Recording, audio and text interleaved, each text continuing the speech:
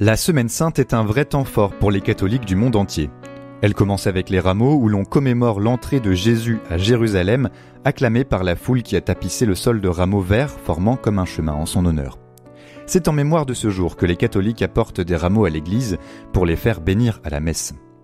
Puis la messe chrismale lors de laquelle l'évêque, entouré des prêtres du diocèse, consacre le saint crème et bénit les autres huiles. Pendant les 3 jours du Triduum pascal, les cloches des églises cessent de sonner. Le jeudi saint commémore la Cène, c'est le dernier repas du Christ avec ses disciples, et c'est de là que provient l'Eucharistie, célébrée par les prêtres lors des messes. Le vendredi saint célèbre la passion du Christ et sa mort sur la croix. C'est la preuve de l'amour sans limite de Dieu pour l'humanité et du don total que Jésus fait. Pour commémorer ce moment douloureux, les catholiques font le chemin de croix.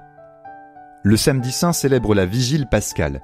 Pendant la nuit du samedi au dimanche, c'est une veille en l'honneur du Seigneur durant laquelle les catholiques célèbrent le passage des ténèbres à la lumière et la victoire du Christ sur la mort. Ils allument un feu et le cierge de Pâques pour rappeler ce symbole.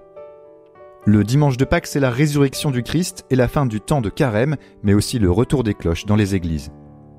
On comprend mieux la coutume qui veut qu'à la fête de Pâques, les cloches passent et sèment au passage des gourmandises qui ravissent petits et grands.